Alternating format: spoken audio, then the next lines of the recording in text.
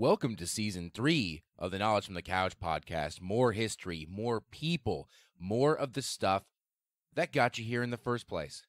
Thanks for listening. 1, 2, 3, jump!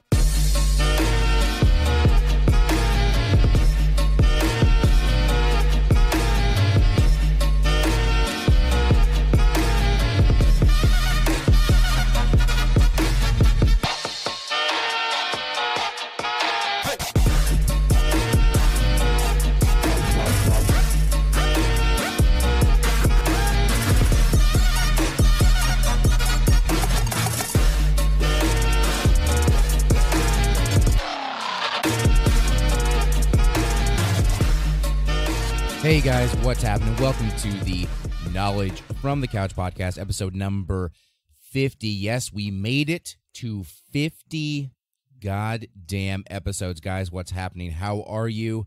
Today, another special episode, maybe the most special episode. You are going to get me and a guest once again.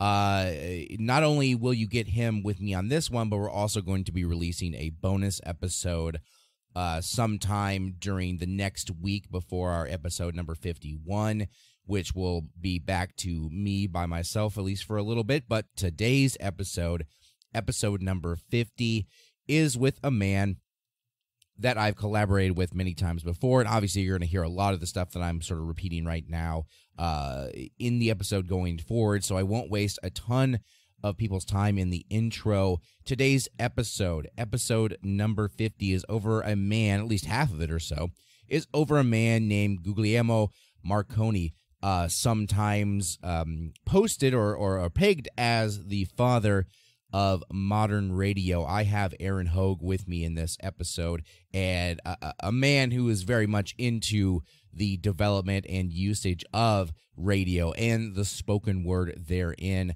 Guys, this is a really long episode, but it's super entertaining. I really hope you enjoy it. Guys, episode number 50 of the Knowledge from the Couch podcast right after this. Stick with me.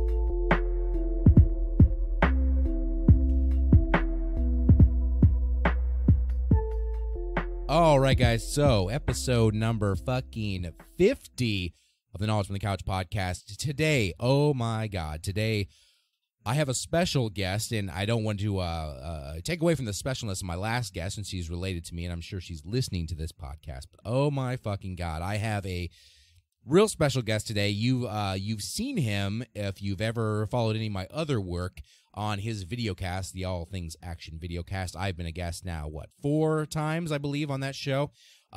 You will recognize him from there, and yeah, he's pretty dope, and I'm glad to have him on my own show. Welcome, Aaron Hogg, to the Knowledge from the Couch podcast. Buddy, what's up?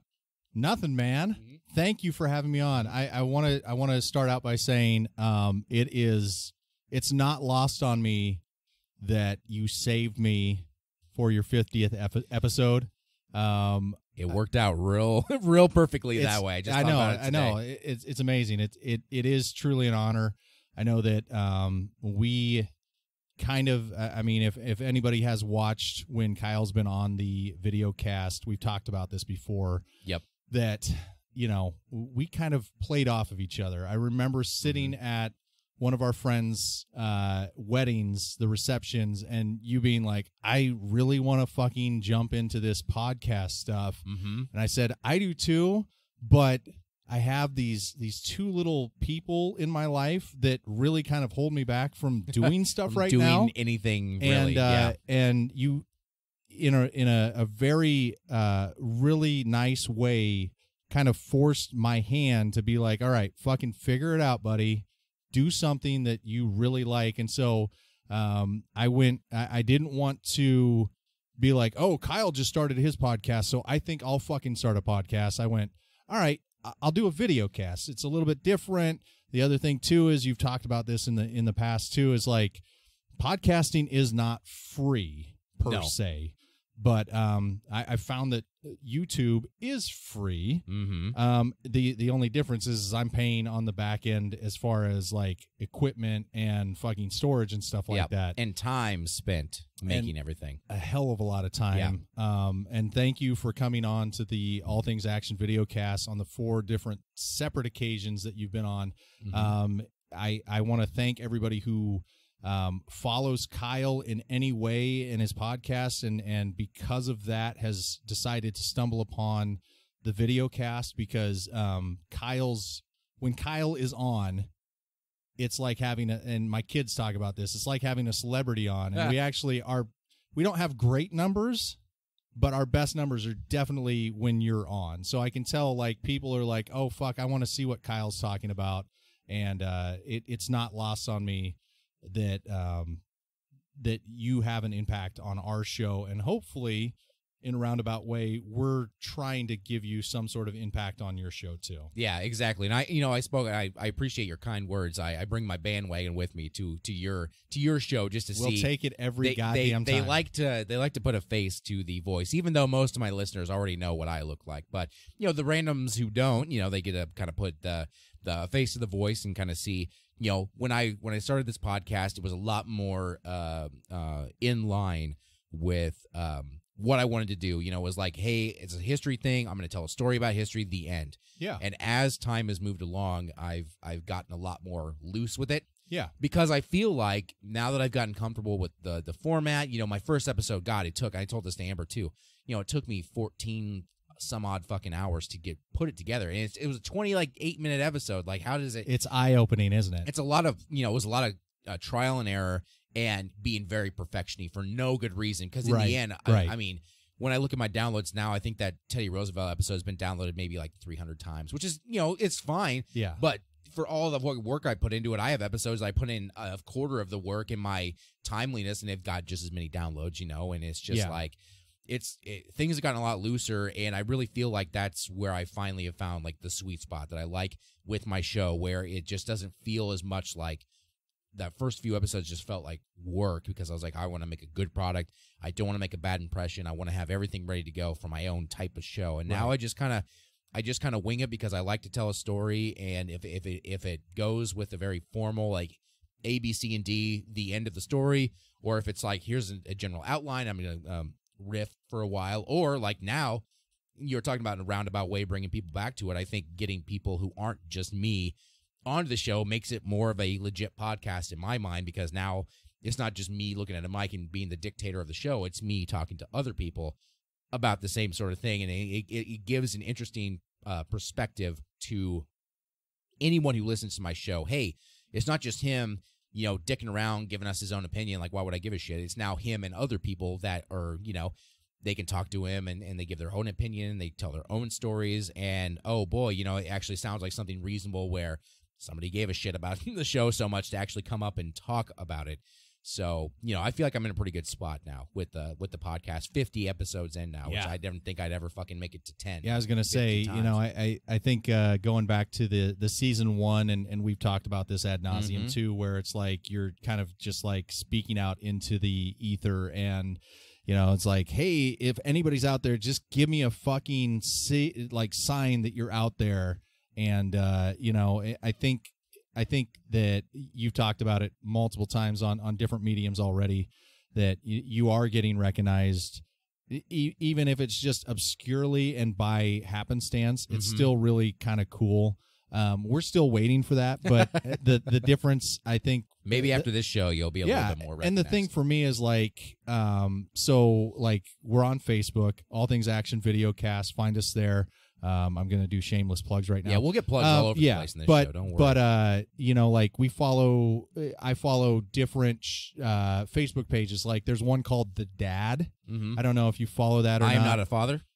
That's okay. You don't have to be a father to follow The Dad. I guess I never felt the need to follow The Dad. But it's one of those things where like that's one of those places where it started to gain enough traction that I could theoretically send them something to be like, hey guys, just to let you know, I've got a video cast and I do it with my kids, and this is the way that I bond with my kids, and this is blah blah blah blah blah, blah like everybody else does on there, and that does shameless promotion. Mm-hmm. And I'd say once they like actually put it out there, it'd be fucking, you know, through the roof, because it's something that we really don't see a whole lot. Is like a dad is hanging out with his 9-year-old and they're talking about fucking anything under the sun, from like a hole in the fucking ISS to, you know, horror movies, sitting down and doing a commentary with a 9-year-old, to, you know, a video game that the 9-year-old is totally into, and it's the just dad like, doesn't give a shit about, really trying hard to but to be a part of it. But going back to what you were talking about earlier with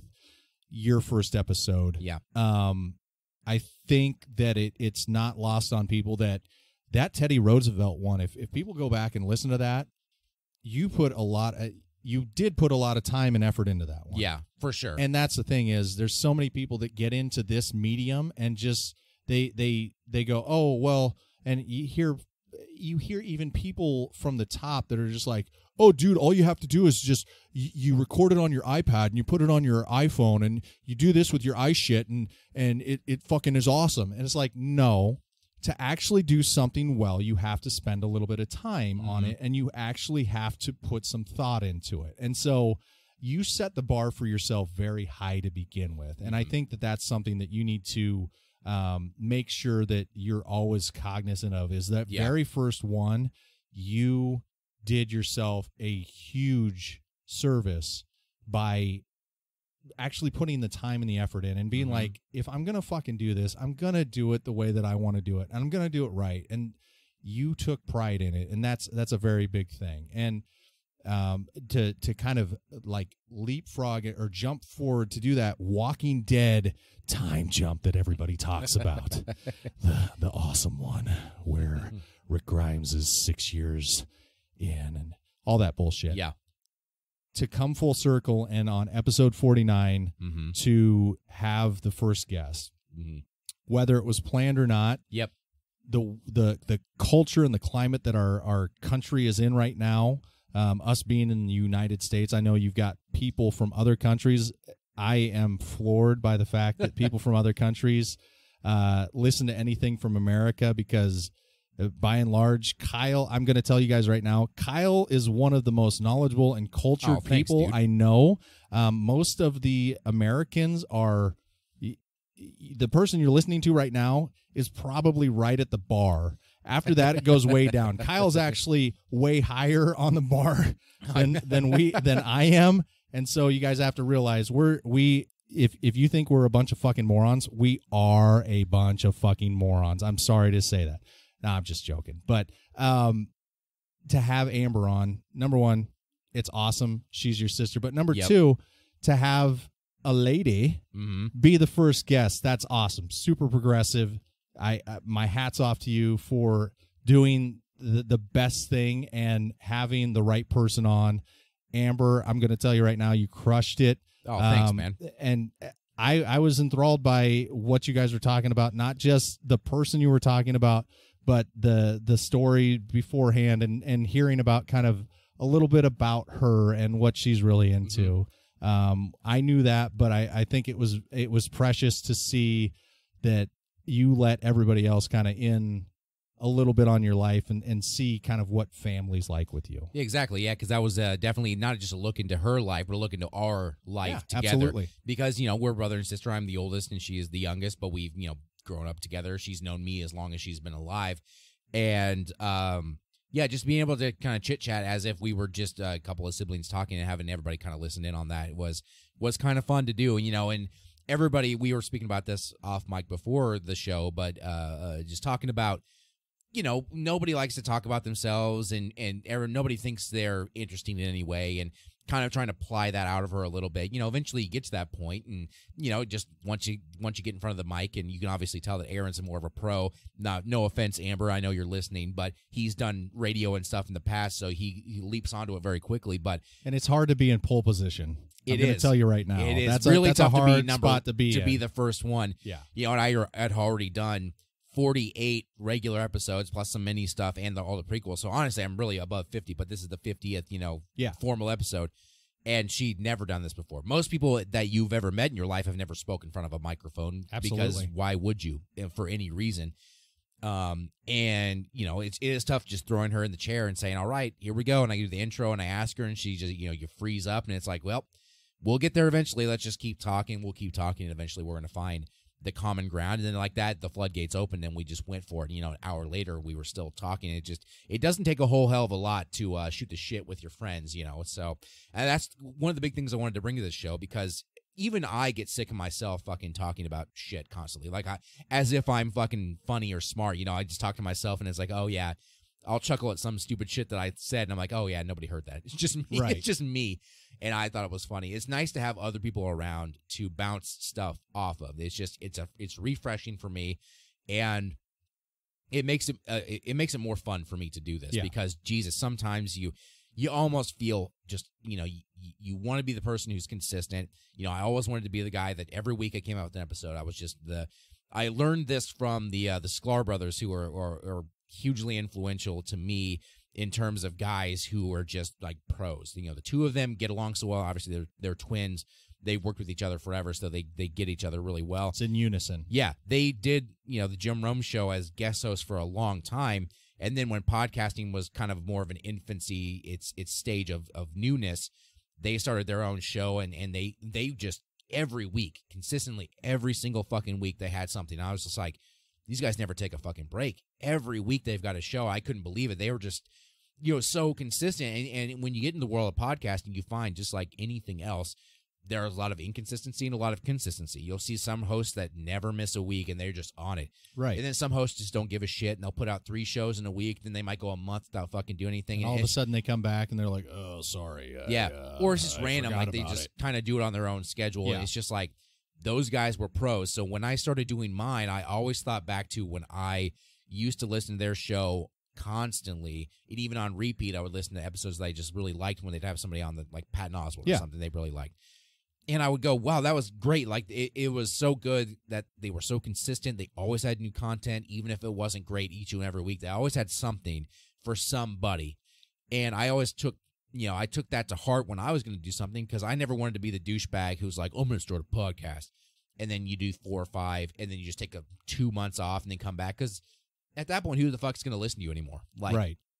And like consistency is the hardest thing to master. Is, and like you said, it's very easy for someone who is rich, famous, powerful to start a podcast and for it to just right off the bat be a success. It'll just take off, yeah. Because for someone who's sitting in his room in Lincoln, Nebraska, with let's say 1,000 Facebook friends or whatever, and really maybe like 100 close friends. Oh yeah, and then of those close friends, maybe 10 really supportive friends that are casually listening, and then out of those people, maybe 5 that actually listen on a regular basis.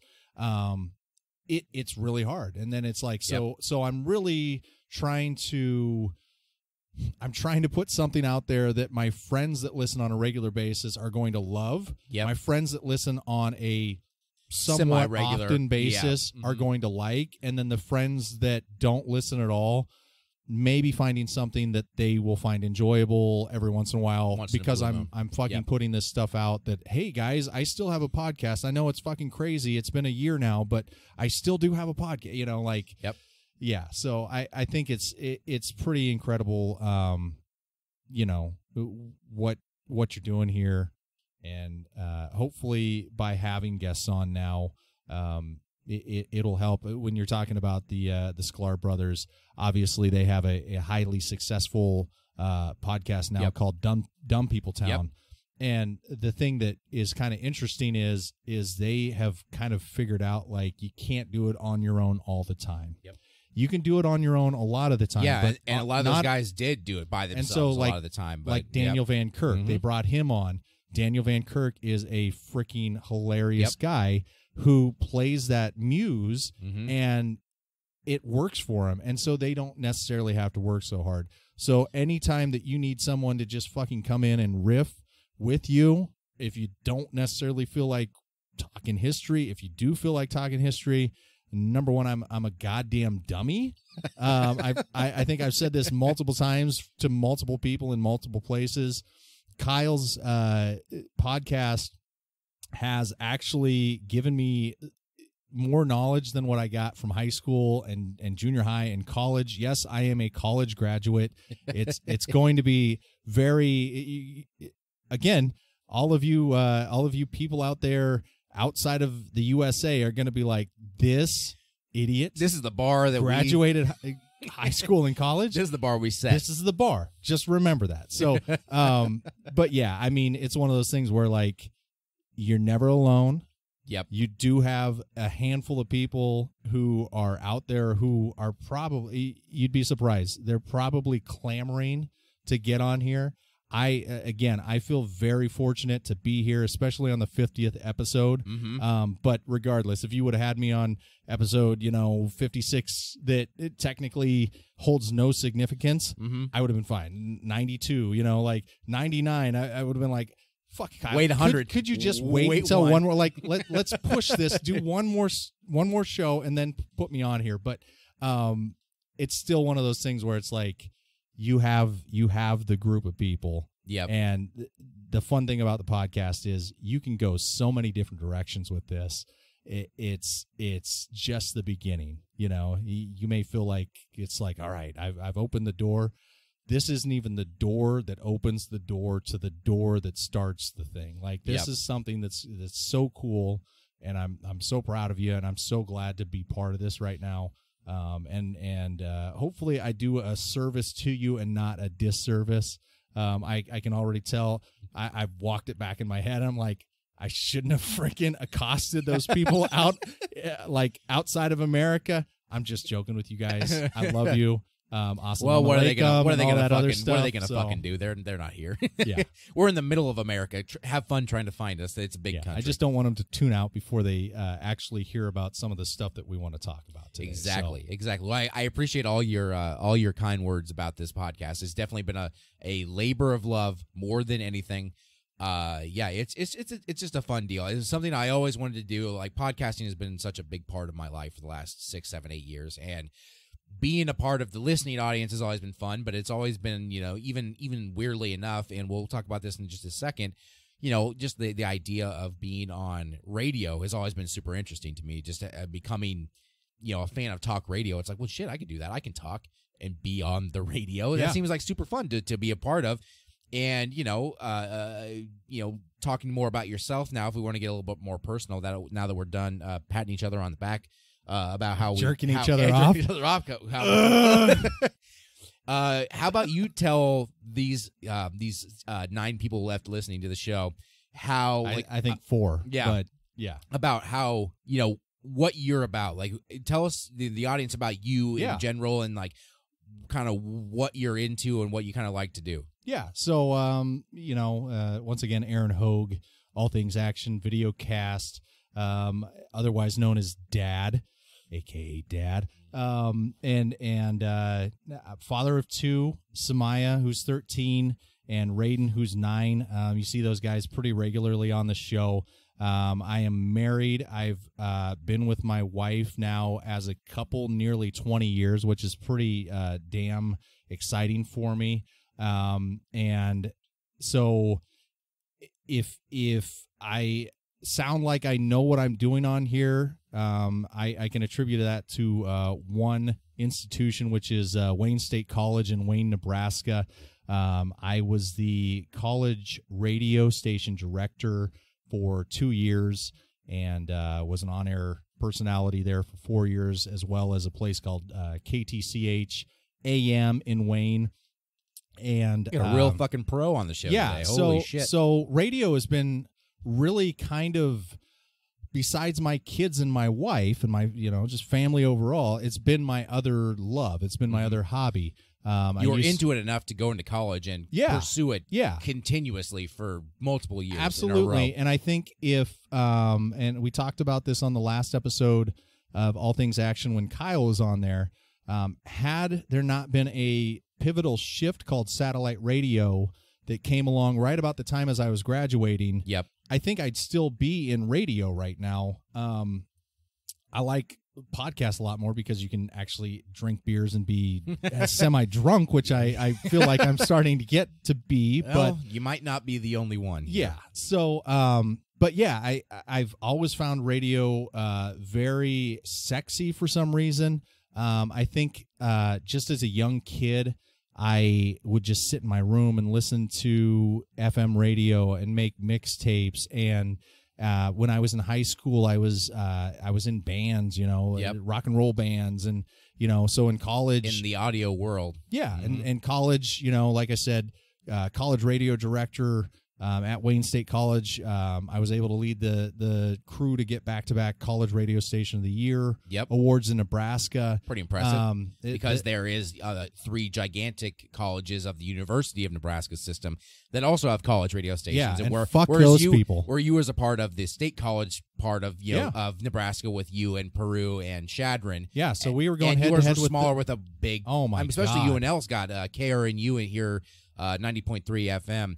And they're, it's a big college radio station in a Yeah. college town, and you guys were beating up on them. And to be honest, I've listened to KRNU, and it fucking sucks, and it was never does. good. It It was just does. an indie hellhole. But Yeah. some people are into it. But yeah, the fact that you were able to compete with much bigger schools with way more resources and be able to beat them out like consistently is pretty impressive. Yeah, and we talked about that last time too on the show. Was I learned on the analog stuff. Like Yep. we were just transitioning into digital as I was leaving. I got 1 year of digital. The 3 years prior to that was all the analog stuff.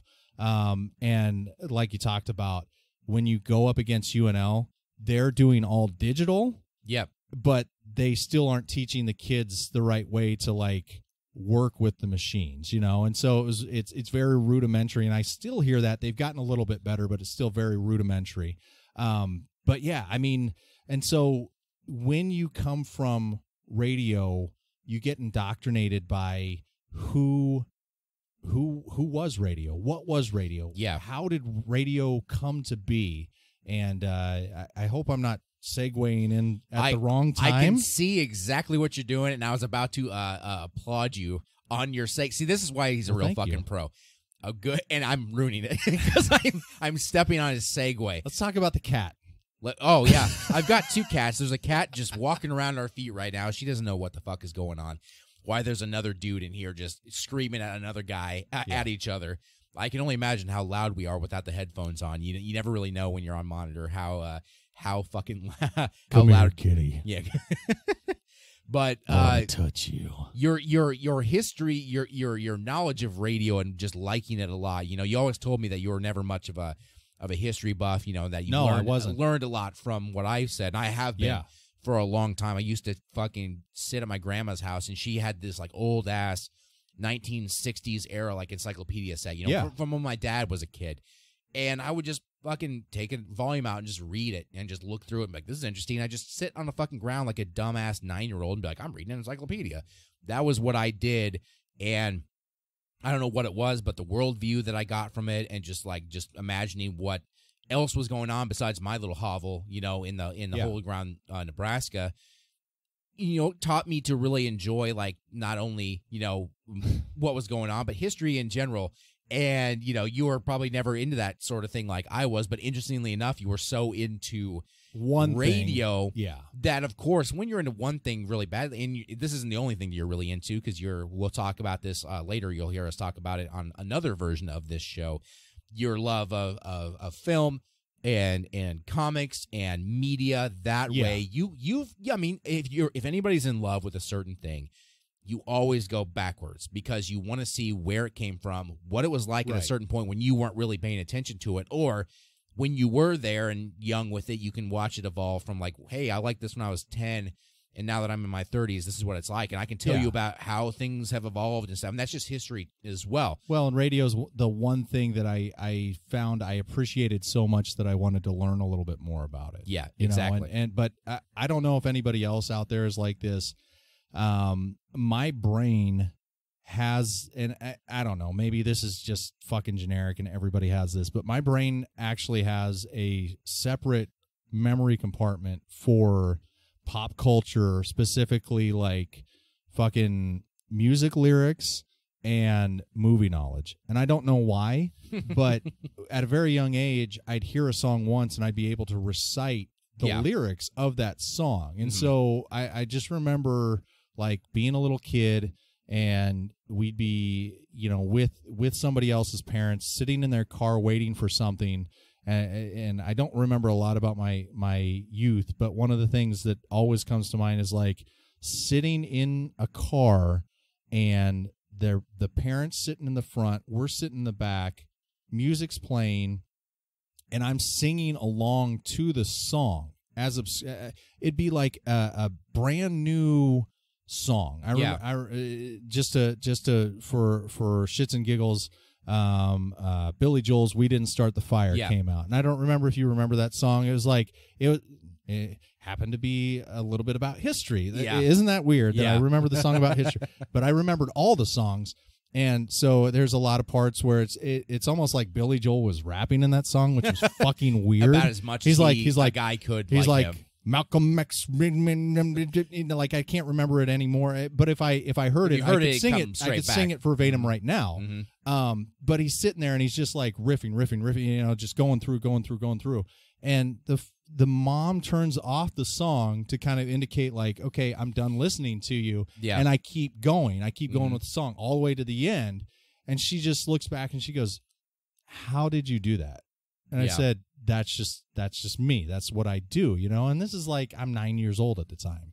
And so radio was always something that was very, like I said, it's weird to say sexy. Yeah. It was sexy to me. It was my first love before I met my wife, you know, like, and so paying homage to that and knowing what it was and where it came from, I got enthralled in it. And so that I went to school, I learned as much as I could, and then I got out in the real world with all my accolades of being radio station of the year, and I had this awesome fucking tape for a resume.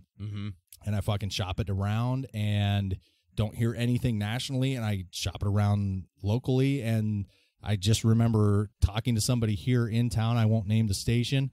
The guy said, "We can give you a 6 month unpaid internship.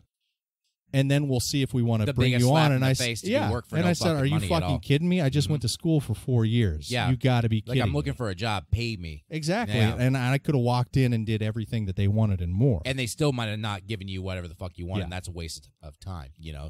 So my love of that and wanting to understand where it all began got me thinking like, hey, I'm going to be on Knowledge from the Couch podcast. I gotta do something big here. I gotta come prepared. I gotta come right. That's right. And so I thought, Kyle, today we would talk about the father of radio. Is that all right? Let's do it. Yeah, because I'm unfamiliar myself, so this will be a fun exposition the other way, and let me hear a little bit of a story about this guy. Let's talk about 99% of the time you're going to teach me. Teach me today. I'm going to teach you. Help me. About the man who created radio. Yeah. I'm going to tell you right now, it is not without controversy. This is a very controversial topic. Controversial, fella. Kyle. Controversial it's topic. Controversial. There's a lot of twists and turns. I will tell you, a lot of your shows have to deal with the underdog. This is not the underdog story, my man. This is the guy. This is the fucking silver spoon. This is the douchebag. This is the guy with the silver ring. He's got the power. He knows how to use it. He's the He-Man of the story. So, you want me to jump into this motherfucker? Tell me who we're talking about. All right, we're talking about Guglielmo Marconi, and I'm going to tell you right now, I'm always going to fucking refer to him from this point on as Marconi because that first fucking name is insane. Yeah. Marconi is the father of radio.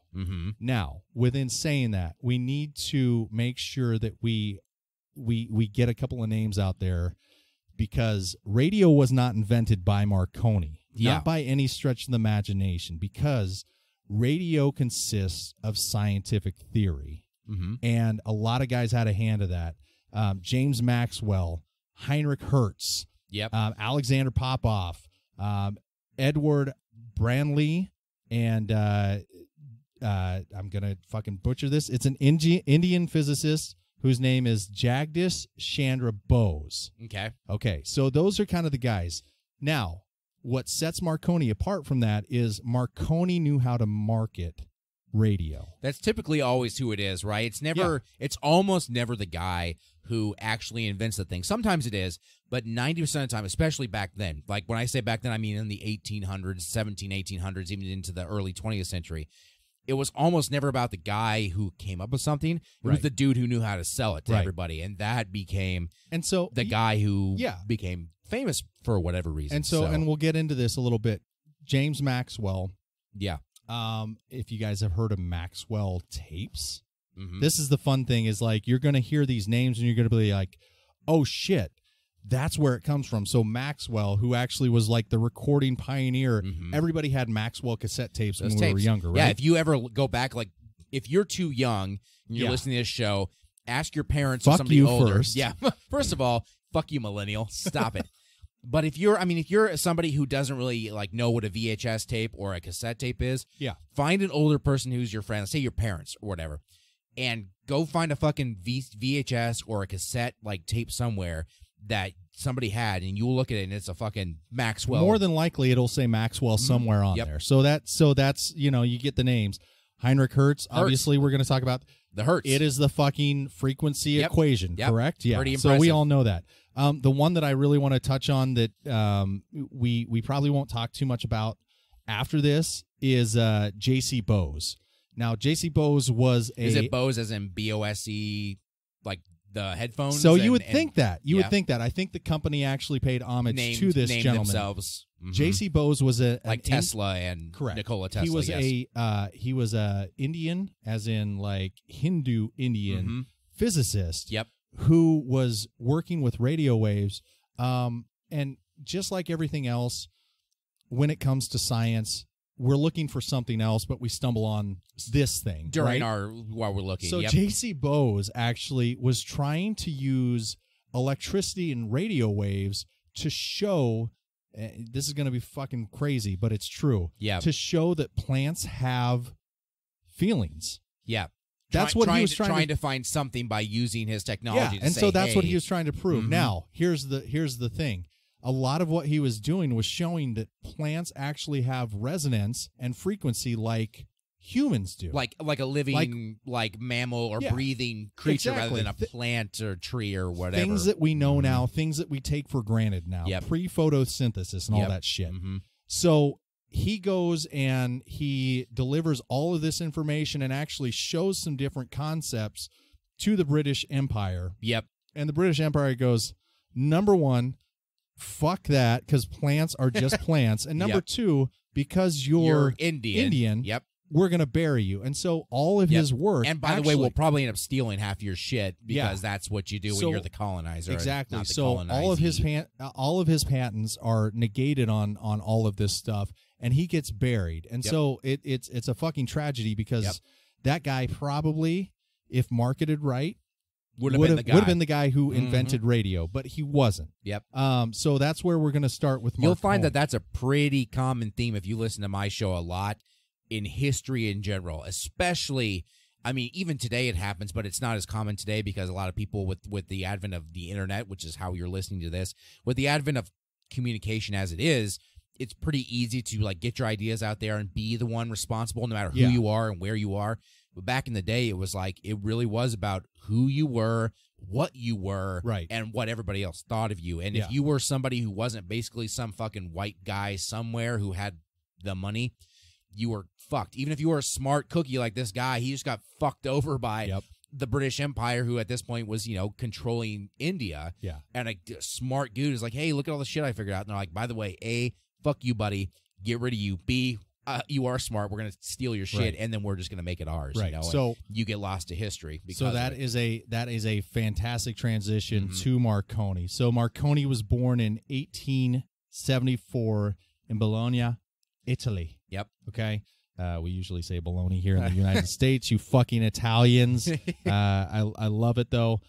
So like Kyle just said, the reason why success hits certain people and not other people. Mm-hmm. His father in Italy was this is all it said about him, a wealthy landowner. If anybody knows anything about Italy, it's picturesque. Yeah. Its grounds are fertile. Yep. And it's where Rome was, so it's you imagine the Roman Empire. Awesome. Yeah, So it's this Italy. guy this guy owned land in Italy. So by de facto, he's doing okay. He's doing okay. He's in the top 1% at this point. And he must have been doing pretty well because his wife, the mother of Marconi, was Annie Jameson. Mm-hmm. Annie Jameson is an Irish immigrant who came to Italy when she married Marconi's father. Yep. Does the name Jameson ring a bell? They for might you? be maybe the Scotch whiskey folk. The I'm fucking assuming. empire of Irish whiskey. Yep. They are the very top same. distillers of, and so. Do you think Marconi There's money had, coming from another source as well? Yes. Do you think Marconi had any problems with couple, money? Yeah, probably not. If I had to assume. So yeah, so obviously with Marconi, he came from a very affluent background. Yep. He did not do well in traditional schools.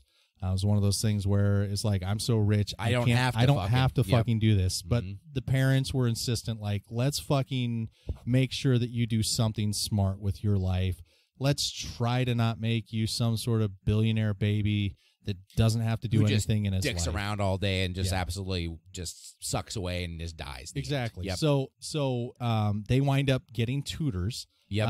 The tutors, as rich people often do. Yeah, but they're a little on. They went above and beyond. Not just like, oh, we'll get you some like fresh out of college student to tutor you. Yeah, they got him. They wound up getting noted physicists Augusto Righi and Jesus Christ. Butcher them words, man. I'm all about that. Yeah. So I think of like having like in the United States, think of having like Elon Musk and Neil deGrasse Tyson. Just come in and be your fucking teachers. You know? Probably not to that degree, but still, they were very highly touted physicists in highly Italy. regarded scientists for sure. And so Marconi became fascinated with science, and he became enamored with the study of electricity. Yep. And becoming a big thing at this point. Yeah, in his and life. so the weird thing is that where he was from, actually has higher concentration of electricity in its atmosphere. Mm-hmm. I don't know. It's just a rare phenomenon weather, where Bologna, Italy has a higher consistency of it. And so it was almost like fate. It was meant to be that someone from that area was going to kind of break the bounds of that. Yeah. And so he started reading up on someone named Heinrich Hertz. Yep. And in 1863, Hertz discovered electromagnetic waves as they move differently through different frequencies. Yeah, as you change the frequency of, if we get really scientific, it's like the top of the wave to the next top of the wave. That's how frequent, how frequently we pass it over a span of time, like over a second or a millisecond or a nanosecond. Like, hey, this is how many times we've crested a wave this many times. So like the longer it is, the lower your frequency, the higher frequency, and so forth. And so to a layman, if you guys all remember the old dial radios, you used to tune to different frequencies. A certain frequency. You used to go from 860 to 1600 in the hertz, in the AM FM, frequency. and exactly. 1400 hertz and stuff like that. Yep. So that's where it all comes from. And obviously, like we said earlier, it's not just based off of one person, it's based off of many people. So Hertz's findings were based off of James Maxwell's theories in 1873. Many times that's how it goes, especially back in these days with science didn't move quite as fast as it does these days when people can't get a hold of their stuff. Somebody does something smart, somebody hears about it at some point, reads about it from somewhere and goes, oh shit, they use their own smarts to go, oh, let me test this. And they go, oh, I found something else out. That's why we publish papers and everything. It bounds and bounds till we get to something. And so that's the funny thing is, like, in 1883, it could have been story over right there. Yep. Hertz could have fucking taken his own shit and ran with it, but Hertz admittedly was just like, this is all I want to do with this. And he moved on to something else. I know He's that like, this is the thing, but I figured out frequency. I'm good with this. Yep, and this so is my science. he published it and let it just go. Yep. And so that's what's kind of neat too is Marconi started experimenting. He used the English physicist Sir Olive Lodge's coherer device. And what that device did was it was able to detect the presence of radio waves through a tube of metal filings that would come together in the presence of waves. And so every time, something out in the atmosphere would hit that, it would kind of take these metal filings in this glass tube, and it would make them go together. Very rudimentary. What Marconi was able to do with that is say, well, I want to see how often this happens, or I want to be able to manipulate that. So he actually took something like a little tapper or just a little bobber. And so every time those radio waves would come together and they would cohere, that's where it comes from. The metal filings, that tapper would spring and it would hit that metal the metal filings, and then they'd shake off again, and then it would start going again. And he's like, all right, I've freaking figured it out. I can manipulate different things, and Morse code was all, this is the thing that's kind of interesting so the precursor to spoken word. So telegraph, it was all wires, but what Marconi had figured out is like, all right, I figured it out. We don't need these fucking wires. Yeah, we don't need to go analog to analog, like a wire that, like a string on a can connecting to another can that says, hey, I put sound in something, it travels along a wire in whatever way, the wave, but it travels along a physical wire and reaches my other destination, and then we interpret it. This is over the air. Exactly. And so that's where the theory of the frequencies comes from. And so after he was able to do that, he was able to erect these antenna on his estate. And you really have to credit Alexander Popov, the Russian, because he was the one who figured out the whole antenna thing. Is like, oh shit, you use these antennas, you ground them in the ground, and now you have a way of receiving something and sending something. And so he does that. And he's able to send something on his estate that is at first a mile away. Now think about that.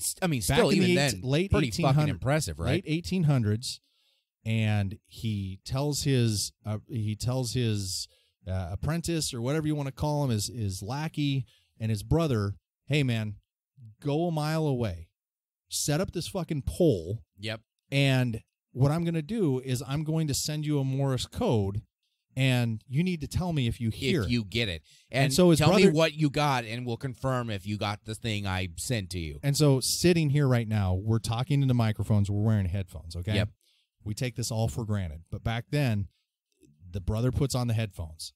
He's a mile away. Rudimentary He's set a mile of away, hearing fucking static, because here's the deal. Frequency back then, you could not pinpoint stuff. This was just one big... It's just a big experiment. One big blur, just fucking right? whatever. We're seeing what hits. And all of a sudden, a mile away, he hears...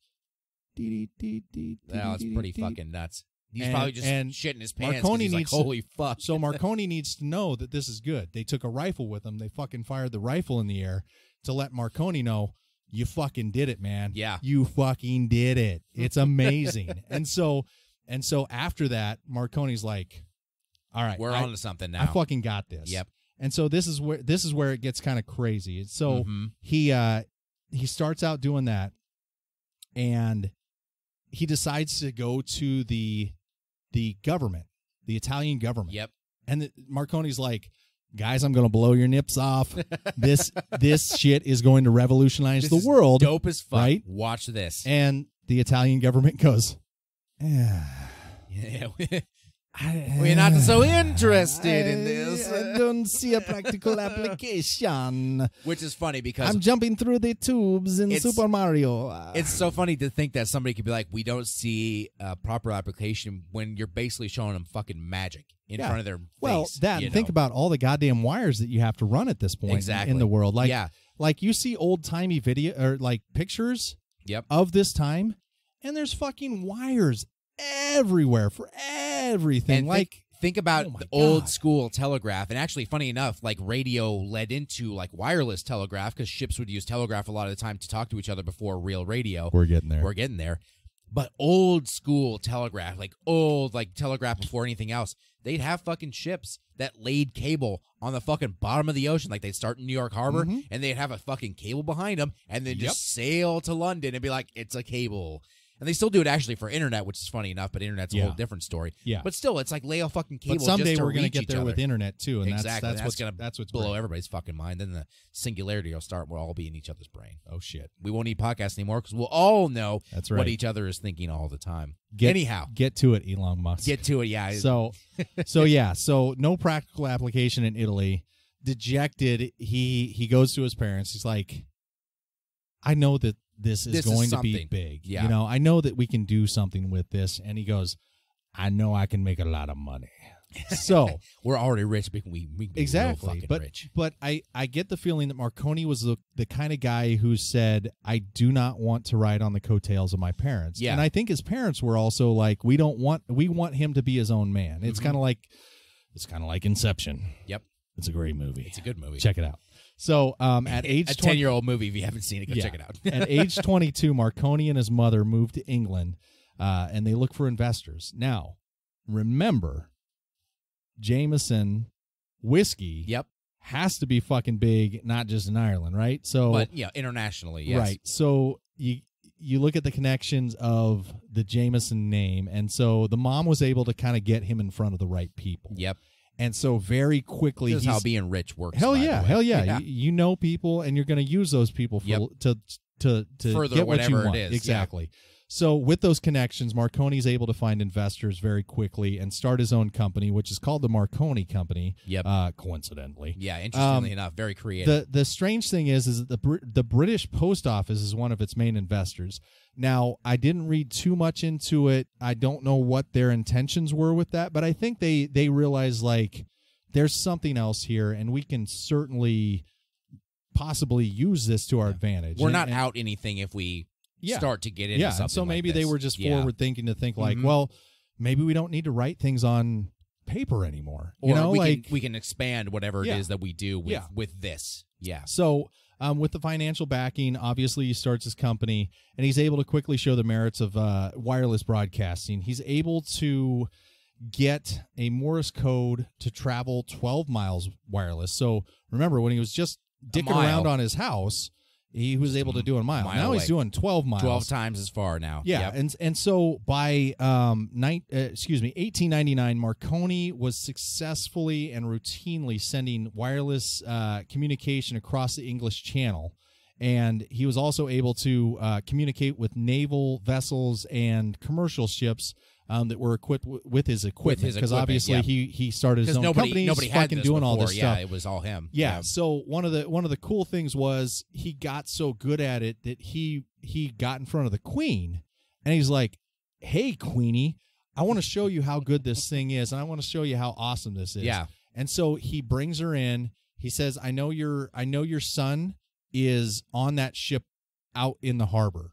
Why don't you go ahead and send him a message knowing that you're next to me?" Yep. And she does it, and he receives something. He sends something back to her, and she's just like, her mind is just blown out of her fucking head. She's just like, "You're the fucking man. You're the guy. Let's start making babies." Yep, that's and all then I need to Marconi fucking became do it. the king of the world. No, it didn't happen like that. If only. Yeah. If only. But it showed that, like, number one, the dude knew what he was doing, and number two, he knew what he had in front of him. Yeah. And the only obstacle right now was resources. He realized that bigger is better, and that's all that was holding him back. Was he envisioned at this point in his career, I could send something from this destination, from this point on the world, on the map, and I could receive it here too. Yeah. I just need to fucking get some money. Yeah. You know, to build like, whatever I need to build. and you think about that, make it like, work. Yeah, you think about that, like, to get the capital it would take to actually do something that grandiose back then was pretty fucking crazy. Pretty astounding, yeah. So in 1901, Marconi planned to show that he could broadcast across the Atlantic. Yep. Transatlantic. A guy like who you were did talking about this. running those wires. Fuck those wires now. We don't need them anymore. I can show you how to do this without any wires. A guy who fucking did this, like you said, a few years back, a mile. Yeah. And then 12 miles. Yeah. And then out to a certain points in the ocean, maybe 50, 60, 70 miles. Now this guy's wanting to go across the fucking ocean, 2,000 plus miles. Yeah. And he wants to just say, yeah, I can fucking do it. Watch me. Yep. Watch me do it. And so that's the plan, is he's going to go from England to Cape Cod, Massachusetts in the United States of America. The summer prior, he was actually in the U.S., and he setting his stuff up, I'm assuming, on his side. He was setting it up, and he also showed the U.S. government, like, hey, you guys got a big fucking yacht race right now? Yep. Let me show you. I can cover this through Morse code, or by telegraph. And let everyone know And let everybody what's know going on. Is the Avenger the one that's in the lead, or is it the Disseminator? Or what, I'm making whatever these ship fucking names. ship names up. The Cock and Boys or the whatever. old yeah. boy ship and the Exactly. Yeah. So 1901, that happens. Unfortunately, after several failed attempts, he has to set his sights a little bit lower, a little more attainable. So he decides to broadcast over 2,100 miles from Cornwall, which is like the southwesternmost English state or country or whatever. I don't know how the fucking things probably work a over part there. of like Wales. Some English guys are like, God damn it, Oi, mate. mate. Oh, mate, you fucked it up. You fucked it up, I know mate. what you're doing, man. Talking about my shitty accent. Bangers and mash. So he goes from Cornwall to Newfoundland. So here's where it gets fucking Still crazy. quite a distance. It's 2,100 miles. That's a pretty good distance. But I have to bring up the fact that this dude, he was hell bent on this. Yeah. Okay. So he was gonna make it happen no matter what fucking the antennas. transpired. The antennas. He's like, I can't fucking build an antenna high enough, Big with the enough money to that make I got. this work, How yeah. how am I going to get an antenna up in the air to where this is going to work? Mhm. The first thing he does is fucking attaches an antenna to a balloon. Of course, yeah. Because To raise it up there. the balloon flies away. Yeah, well, whoops. Whoops! Can you imagine just My this fucking equipment's balloon like gone. driving by and this Oh. goddamn gigantic fucking rod is just hanging off, and it's like, what the fuck is that? is this? and so his solution is to put it on a kite, Yeah. and the kite has a 500-foot tether. Mm-hmm. And actually, from what he says, this does the trick. Now, this is where it gets kind of tricky, because on December 12th, 1901, Marconi claims to receive a Morse code, the letter S, very faintly from the other side Yeah. Beep, beep, beep. of the Atlantic. I know that one. 3 dots, right? Yep, three dots. 3 dots. So here's the problem. The experiment since that point has been highly disputed, and there's Yep. a couple of high points to that. Number one, atmospheric interference. Mm-hmm. If you kind of know how radio waves work, the radio waves have to hit outer space, come back down to Earth, hit back, bing, Yeah. bing, bing, bing, bing, bing, Mhm. right? There's a lot of shit in between there, and That you're will- talking 2,100 Yeah, miles. that joins of- that particular transmission. Holy Yeah. shit. Yep. There's a lot of shit out there. The time of day. Scientists since this point have come to a point to say the time of day that he did was like the fucking middle of the day. Number one, you've got a lot of shit going on in the world, especially, there's not much difference between the two, as far as time zones go. Yeah. So usually at nighttime, it's a little more quiet. Everybody in the world, knows these right? days if you want to pick up an AM radio station from far fucking away, it's nighttime. Do it at nighttime, That you do. right? Mhm. So yes, absolutely. So the distance of the equipment. Yep. Scientists at this point said because of 500 feet up an antenna, and then on the other side he's just got this fucking antenna on a cliff. Tower waiting to receive. Yeah. There's no possible fucking way. that Yep. he had heard that. Yep. And there's no way, like we talked about earlier, frequencies. Yep. Right now, he's working with a broad spectrum. It's basically saying, I want Ricky, or let's say, I want Justin Bieber's song, but I'm going to try to find it between 400 a.m. and 1600 Yep. a.m. And I'm just gonna fucking And try to everything find in it. between Yep. there is coming It's fair in game. Yep. full on. And so there's disputes there. And finally, the last one is Marconi was the only one that had heard the transmission. Yeah. And of so, course, once it's only one person, and so you can he's never the only one with quite the headphones on. verify. He's it. the one that's literally looking for all this for this. Yep.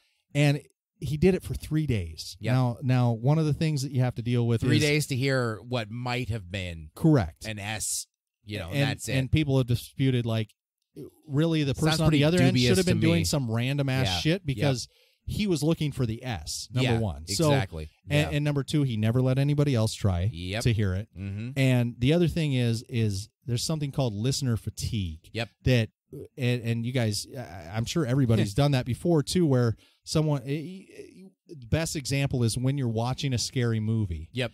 Your eyes are visually trying to find things, and your ears are trying to find things. Yep. Your ears perk up, and they're trying to almost pick up separately anything. of your other sense. Correct. Yeah, They're trying to pick up anything. And so think about, for 3 days, you're sitting there on pins and needles waiting for the one thing that you need. Trying to find something. Yeah. Yes. And so I think a lot of scientists have said, after those 3 days, he's like, "Oh, I fucking found the 3. There it is. There it is. There it is. We did it. We did it. We did it. Yeah. We're going to Sizzler. Yes, yes, yes, yes, yes, yes, yes." You know. And so I think it's one of those. So whether or things. not he either A, imagined it, like you're kind of alluding to, or B, he made it up, or maybe a combination of the two things to try to legitimize his method. Nonetheless, here's the deal: Marconi shows that with the proper equipment, transatlantic broadcasting can be done. Yeah. Okay. Number two, he's proven it. He's Yep. been going back and forth over the English channel Yeah. with high enough antennas that it's To make fucking it- working. to make it clear enough the to find it. application is practical. Mhm. It's good. So after he claims that he has done this, Yep. he gets financial backing to about $3.5 million in today's time. Okay, yeah. I wish back was then, like, because Jesus, he's that- a yeah. fucking bajillionaire, right? Pretty good. But 3.5 is pretty damn good. So at this point, excuse me. Not even trying to go off mic. Nope. At this point, one could say the man is rich as fuck. Yeah, dude's rolling in money. Well, he Yeah. already was, but now Yeah. he's even more. And rich. so he's figured it out. And so the Marconi company is the shit now, and we're getting to the last half. So in 1909, Marconi is the recipient of the Nobel Peace Prize for his findings in all of this. Pretty impressive to be a fucking Nobel Prize winner. And this is Holy where it gets shit. really cool. This is one of the few things, besides the next thing that we'll talk about, that really kind of blew my nips off. Was he was the first ever person to win off of a practical application and not theoretical. Before then, it was all theory. It's all, hey, Theory I was came up with always- this, and it's Yeah. smart. Holy shit! And he's like, I made something. Yeah, and that so works. And Look so at it. he fucking proved that not only did he create something, that it worked. It wasn't just Yeah. theory. It was real life. This was really happening in this day and age. Now, I want you to think back to this day and age. We're talking about 1909. Yep. There's something that we would consider way more significant now than obviously they did back then. There were two brothers. Yeah, Orville that and got- Wilbur, I am assuming is who you're referring to. They got fucking snubbed.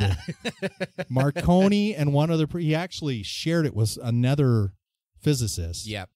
They won the Nobel Peace Prize over The Wright brothers. the Wright brothers. Inventing fucking air travel, which is, if not as significant, pretty goddamn close to. I mean, radio is It's a important 1A, too. 1B. Yep. It's exactly. a 1A, 1B. Mm-hmm. And so that's just it's kind of crazy. And then this had to add the insult to injury for the Wright brothers Wright to hear brothers, this, yeah. because Marconi, when he won the prize, freely admitted during his acceptance that he still didn't understand his invention, how it worked. I don't know what the fuck I'm doing. He's just like, give me a prize. he's though. like, I don't know how it works. I just know that it works, and it's making me a lot of money. I build it high and make it happen. Give me a peace prize and some Oh my fucking money, god! dude. Oh my god! So but I think in a roundabout way, the Wright brothers. Everybody knows the Wright brothers. Yeah. Very few people know Marconi. know Marconi. Yeah. This might be the first time you guys are hearing about Marconi, and Yeah. so, but one thing that I think probably, and it's funny that it happened after the Nobel Peace Prize, that probably showed that this was a very significant, if not more significant than flight. At least at that point in Yeah. time. Yeah. Yeah. So by this point, every high-profile ship had Marconi's equipment and an operator on the ship to do transmissions. They were called Marconi men. So because they had to be trained on the equipment. Yes, he created jobs, and he created a monopoly. He was one of the first guys to really create an electronic Isn't that how it always monopoly. fucking goes? Like the person who creates it's like I have to have my own equipment and my they're own all going to specially talk to trained each people, other. and it's my thing, and they just create a fucking monopoly. And so he employed a lot of people because every ship that had a Marconi product on it or instrument on it, it came with a man. And so fully I think staffed, that was the case with the Titanic had a fucking Marconi man. That's where we're going right now. Oh boy, look at me. We're on the same fucking literal frequency. We are on the same frequency. Arguably the most high-profile application of Marconi's impact was the SOS message that was sent from the Titanic on April 15th, 1912. To the California, I think it was, so, the ship they at least tried to contact. Before the ship, before the Titanic sank. The Marconi operator sent a distress call that was intercepted by the RMS Carpathia. The Carpathia. Yes. That was also in the area and also equipped with Marconi's equipment. Because you always had a Marconi man for your equipment. Yes, and so the Carpathia was able to come to its aid and rescue those 700 people. I want you guys all to think about the movie Titanic. Now think of that old withered bitch that they spent 3 hours on, and realize that without Marconi's equipment and Marconi the man, that bitch would have drowned. She wouldn't have made it. She would have froze to death. She would have Jack been a still would have popsicle died because exactly. he was a poor kid, and the poor people don't win ever in these stories. But yes, hey, you don't fucking hide yourself on a ship and expect bad things to not happen. Okay? Okay. I was a stowaway, and now my ship is drowning. The unsinkable ship is sinking. Yeah, I should have seen this coming. I'm a poor my hubris. riffraff, street rat. It's my hubris. So street rat. So riffraff. I don't buy that. That was fucking Leonardo DiCaprio's. That's an Aladdin reference for you old fucks, and we had that on VHS. So one of the things that kind of came to mind too was in like the New York Times or something like that. There was a satirical comic that they were all the rage back then in the 1900s. Yep. It showed a depiction of Marconi and Poseidon exchanging lives, basically. You know, like Marconi was basically like exchange lives with the god of the sea. Yeah, exactly. And so Marconi was revered at this point as like a savior. He's like he figured it out. For people who would normally have died on a sinking vessel, travel safe. He saves them. He made travel safe. And of course he would, because if you were any time in the past, I mean, think about like even back to my Columbus episode, or anybody who sails the fucking ocean blue, Captain Cook. You're in the middle of fucking nowhere, and there's no way for people to find you. If you sink, you're fucked. Dead. You're all fucked. You're gone. The end of it. Absolutely. Yep. Have fun with your watery grave, you Davy Jones fucking locker. Yep. Even if you survive the crash, you're still dead. Yep, you'll die. And that's scarier. That was a very real possibility before Marconi came around. And this is probably one of the first applications of making the world a lot smaller. Yeah, and you hate to say that anybody profited off of the Titanic's demise. Yep. Marconi was the one guy that profited off of it, because after that, it was fucking balls to the wall. Like, we all need Marconi devices. Had we all not need had a this. Marconi device on the Titanic, we wouldn't have even saved anybody. All these people, you know. These and it also people. Opened up other avenues. So in the later years, obviously after the Titanic happened, and Marconi really wasn't that old, you know. I mean, I think he died in his 50s. You know, he was born in what, the 1870s? You said by 1912 he's fucking 40 years old, barely. And, not an old guy. And so some of the other things that he was able to do. Beer. That's right. Some of the other things that he was able to do. He was one of the original people that started up the BBC, which a lot of people claim that British Broadcasting Service is literally the first broadcasting service on the planet. Yep. The Vatican, obviously, being in his old neck of the woods. Yep.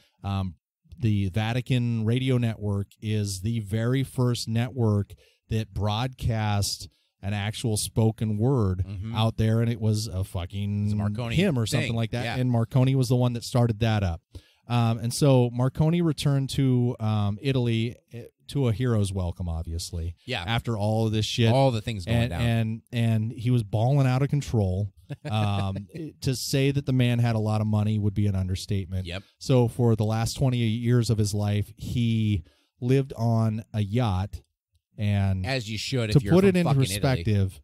He lived on a yacht that was so big that he had a full-size lab to do his experiments in. He had 30 employees on this yacht. On the yacht with him. Yeah, and he named it the Electra. Of course. Obviously. Pretty dope name for a fucking right? He for named a his yacht. daughter Electra. He really liked that. he had a wife in England. They got divorced. He moved back to Italy and married another woman.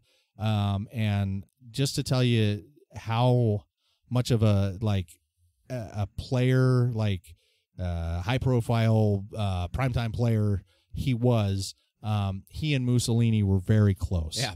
He Maybe did not the kind of guy you want to be close to, but of course it's and Italy that's the thing. at the time. And it that's is the thing. what it is. He has been refuted numerous times to say, I didn't agree with Mussolini's politics and who he caroused with in the political scene. But he really respected Mussolini as a person, you know. And Mussolini, I'm sure somebody else could set me straight, but Mussolini kind of lived two separate lives, you know. He was a dictator. He was kind of a bad fucking man. Oh, he's a bad dude for sure. Yeah. For sure. But I think there's a Mussolini that Marconi saw, and it was different, you know. And that's the way it is with a lot of these figures. There's always it sounds like he tried to actually persuade Mussolini not to get do in bed what he with was Hitler. about to do, and then he said, "Fuck it, I'm going to do it anyway." Correct. Because of course Mussolini has his own ambition. Yeah, and everybody does, you know. And that's the thing that's important here is that I think in the later years people sometimes vilify Marconi for being hanging associated out with Mussolini. And you got to remember, it's fucking Italy. There's not a lot of high-profile people in there, and it's not like you're going to let just common people after you've come back from initially. I mean, if he made $3.5 million after doing the transatlantic, I can only imagine how much fucking money that guy had if he was living on a yacht that had 30 people every single day, 365 days, 7 days a week. Yep. Fucking at his beck and call, you know. That's a guy who's balling out of Dude's control. got money. At that. Dude's got shit. He's rich as fuck. So, kind of segueing out of that, in 1937, Mussolini died from a heart attack. Jesus Christ, Marconi died of a heart attack. We know how Mussolini fucking died. Yeah. And it was not nearly as nice as a heart attack. So for sure. obviously, by this point, we've already talked about this. Numerous broadcasting stations have opened up worldwide off of Marconi's devices. Yep. They're broadcasting radio. They're doing music. They're doing spoken word. They're doing talk radio. All this shit. Yep. And so when he died, all of the radio stations around the world suspended their broadcasts. For 2 minutes, all of them. Pretty impressive. For 2 minutes of just silence in honor of Marconi. Pretty impressive. That's pretty awesome. Yeah. Now, have that much veneration among a lot of different people. Now, we talked about at the beginning. Yep. You'd think that this would be the end. This is not the end of the story, my friends. We've got one little section left. Yes. And it's an intriguing one right now because of who else is in play here. Now, we said that radio obviously did not just come from one man. It came from a consortium of people. As most things do, yeah. Exactly. Many people involved. There's one person who is technically American that should have the right to call themselves the father of radio. And that's, around the same time as Marconi, there was one person who was doing this same thing, if not earlier, and his name was Nikola Tesla. Yep. And Tesla had migrated to the United States around this time and was performing experiments with electricity and radio waves. Now, arguably much smarter than fucking Marconi, for sure. Arguably. Also a fucking weirdo, so. Yes, and so here's one of the things that he did and this is the thing that boggles my mind. In practical application right off the bat, the guy created a radio-controlled boat and was driving this radio-controlled boat in Manhattan Harbor. Tesla was, just going nuts. He made the first RC boat. The first more than just transmitting a couple words radio or dots controlled. Here and there. Did you hear that? radio controlled device. Yep. He's wirelessly driving a little toy out in the harbor. Mm-hmm. How this didn't blow people's fucking minds at that age is beyond me. Yeah. And I think it's because of back then there was a lot of smoke and mirrors, P.T. Barnum, all that shit, where they're just like, oh, there's got to be something in the water that's controlling this, and this asshole's just standing there for doing every something. 10 cool things you saw, probably 7 or 8 of them were fucking bullshit. And like you said, the guy's fucking legit. nuts, right? Yeah, he's so, just a weirdo. Yeah. They're probably like, oh, there's Tesla again, just being fucking Tesla, crazy, just being fucking nuts. So, Yep. Unfortunately, in 1895, right about the time that Marconi's putting his patents in Britain up and getting his shit done, Yep. Tesla's putting his patents up. Ugh. There's a huge fire at his lab in New York. And when I say huge, this motherfucker's lab burnt to the ground. Everything made of wood back in these fucking days. And everything went up. Yep. Everything was gone, which effectively ruined his work, obviously, and his patents were voided. Yep. So in 1900, Tesla decided, I'm going to fucking give this one more go, because I know even though Marconi's getting some fucking dap over there, Yep. I'm going to show the Americans that we have the superior system. So in 1900, Tesla decided to spend all the rest of his fucking Everything money he's got left. This is his last shot. because Tesla, by and large, was an insanely genius creator. Oh, for sure. But he did not know how to market for a shit. Well, no, yeah, because so, he was just a weirdo by himself. Yeah. He's smart as shit, but right. he just and couldn't push it over the top. That's the difference, is Marconi was able to go out and get the money. Tesla was always very introverted and like, I'll just fucking do it all myself. And so he spent all of his money erecting this gigantic broadcasting antenna on Long Island, and then he ran out of money before he could broadcast anything. And so that's what really had he not run out of fucking money, he might have been the guy. Yep. Or if he had somebody who could fucking put it out there. Yeah. That's why Edison's always contributed more than Tesla, because Edison knew how to fucking market himself. Right. Tesla just couldn't figure it out. And so 1937, Marconi dies, and then a couple of years later, Tesla dies. Yep. And then in 1943, shortly after both of them die, Yep. the U.S. Patent Office reverses what they did, and they actually recognize Tesla's patents again, pretty much effectively saying, okay, you're the father of radio, and not Marconi. But by this point, the damage had already been done. 2 minutes Marconi too had already fucking been late. revered. Yep. They fucking did 2 minutes of silence for the guy when he died, and Tesla got swept way under the rug. At least at this point. Until just recently. Until now, yes. Because we've got kind a of recent boom, and and so now he's starting to be revered as that's a very good lesson in history. good, Sometimes things are cyclical, and things will come back around at some point. But that's the thing, is I don't think you'll ever hear Tesla be revered as the father of radio. It's always going to be Marconi. Yep. And so that they both have their place. Like I said, hopefully this story was not something where everybody's like, fucking tuning out of this. This is bullshit. I find that story to be very interesting. Certainly. Yeah. And the fact that there's so many layers to it. Like I said, you start out with a fucking physicist who is just trying to test practical theory, all the way to somebody who's balling out of control on a fucking yacht for 20 years. Yep. To a crazy man who sits in a lab who is just as smart and knew everything that was going on, and probably could have been the guy had he not just been nuts and fucking weird and unapproachable, because nobody wanted to work with him, but he was so fucking smart. And it's like, okay, I see kind of why nobody, but he was just a fucking genius beyond reason.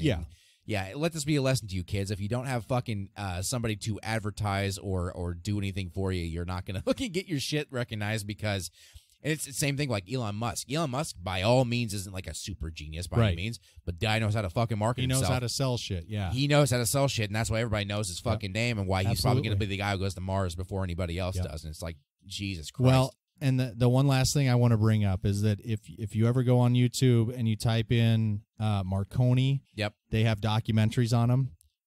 I challenge you, any documentary that's over 5 minutes, I challenge you to find a documentary that doesn't, when they're talking about electricity and Marconi's astonishment with it and all that shit, to not see a picture of Tesla At in some- his at some fucking point. lab doing his electrical experiments. At some point during it.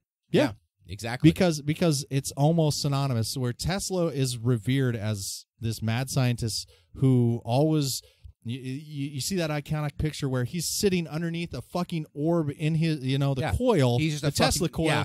and there's 15-foot sparks of lightning sparks going coming off. off it. Yep. You will find that on every single Marconi video that's out there because they're just synonymous with each other, I guess Tesla's broke ass finally got the last fucking laugh he probably did in the end. And here. at some point, that's the thing is I think that podcast in general is the next vestige of radio. Yep. And to not understand how radio started and where it began and how it was created and how we got to and this who point. did it Yep. would be a travesty. It's a And so I hope disservice, that this too. is one of those episodes where people walk away from this and they're like, all right, man, you showed me something that I didn't understand, and hopefully it's something where you maybe research a little bit more on it and see how deep it goes. Like I said, that J.C. Bose character, now I want to fucking research him because I didn't, like I said, they didn't talk about Bose when I was in high school or college. But now that I know, I kind of want to see what else he did. It sounds like that guy was an incredible physicist, you know? So that might be one that I look at, and maybe we come on and we talk about J.C. Bose at some point. Maybe at some point. This is a pretty good exercise in the meta of the entirety of just this show and this format in general, because I think you're right when it comes to podcasting. If you are a person sitting across from each other on mics, I mean, this isn't exactly radio like you remember it, but it is like a very close resembling cousin to radio. Yeah. We are speaking on mics. We are wearing headphones. We are recording wavelengths, and we are recording the sound in these microphones, and they will eventually be transmitted to people's ears. That's all it is. It's just fucking wavelengths between what my voice is doing and your what ears. you hear. Yep. Wherever you are out there. That is what is astonishing to me. After I have my third beer of the night, it just amazes me that we're able to sit, like you said, we're able to sit here. We're able to do this. We're able to make this happen no matter where you're at in the world. And now it doesn't even have to be live.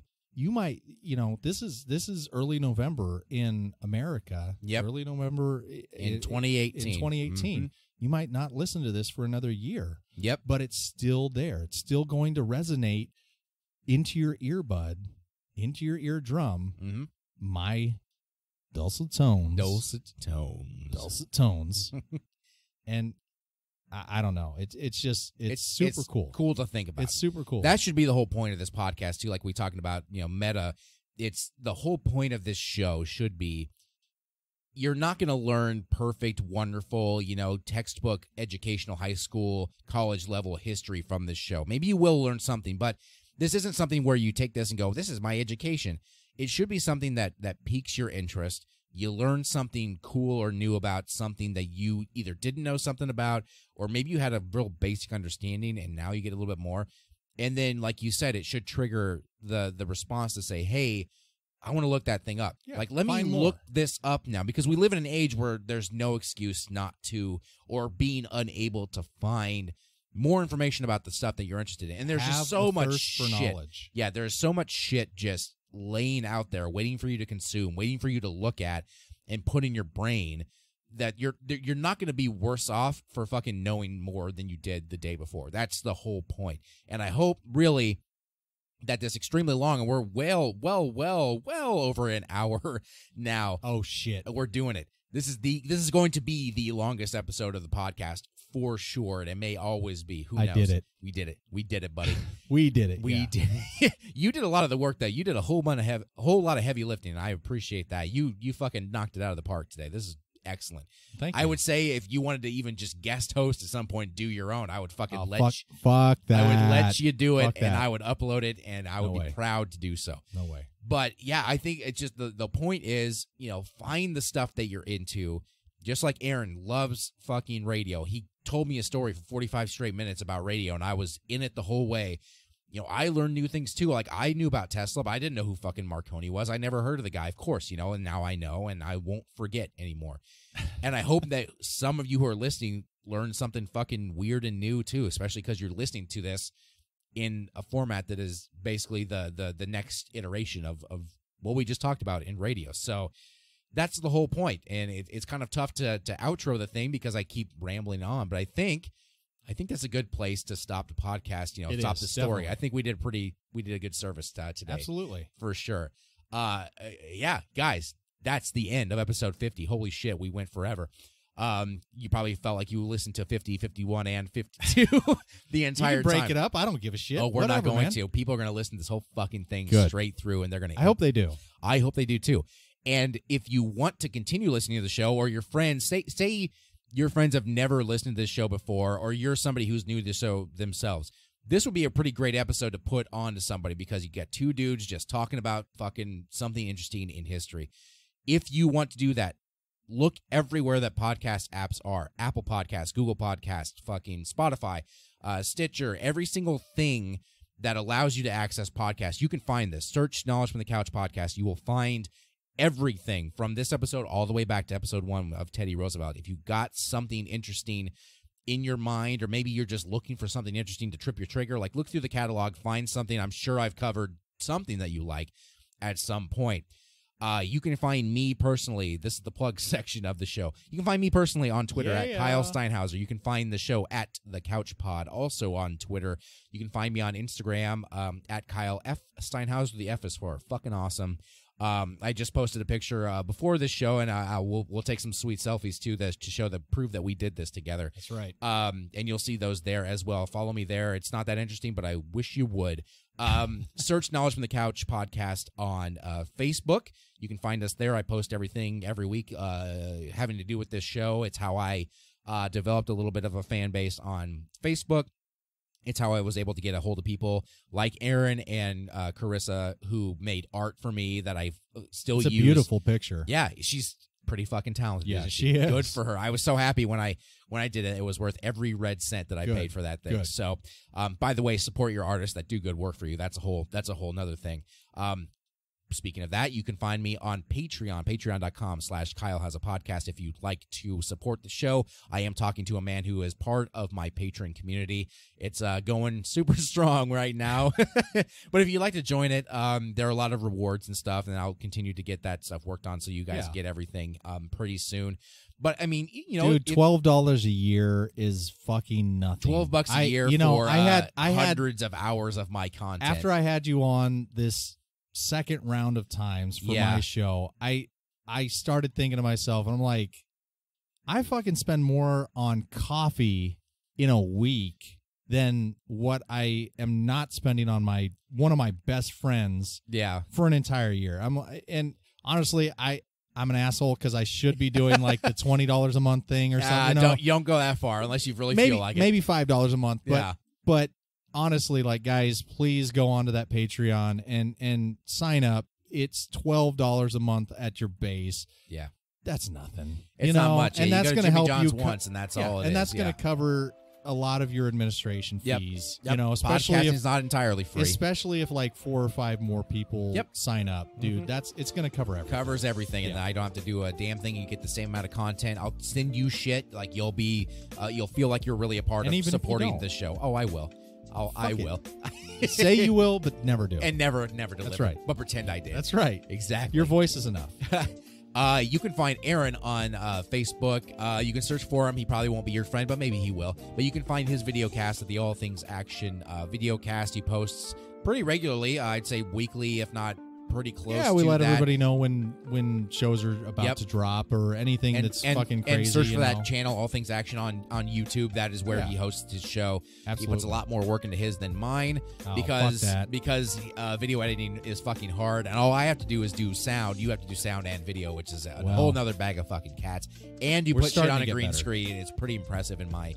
Because all I got to do is look at this fucking thing, and I just export it and put shit together, and it takes me an hour, and I've got a fucking show. That's easy. I'm kind of jealous in that regard. It's I was the smart one going after the podcast, and you should have been too, Mr. Radio. You should have been straight here. Yeah. But it's more fun for like you and your son and daughter to be on the camera. The kids love the kids YouTube. Fucking they love YouTube. Honestly, I'm not a child, and I love fucking Yeah, I do YouTube as too. well. I do It's too. pretty great. So find him there. We will obviously continue collaborating throughout time as long as we both do this thing, because it's easy. It's just both in our wheelhouse. Of course, it will continue to do so. So, guys, I hope you enjoyed episode 50 of the Knowledge from the Couch podcast. This is Kyle, a.k.a. Kyle, and Aaron, a.k.a. the father, the dad, from All Things Action Podcast. I hope you enjoyed listening to this. This is not the last time that you've heard his dulcet tones in this show. I can fucking guarantee that. So, guys, please live long and prosper. All right, guys, see you later. Bye.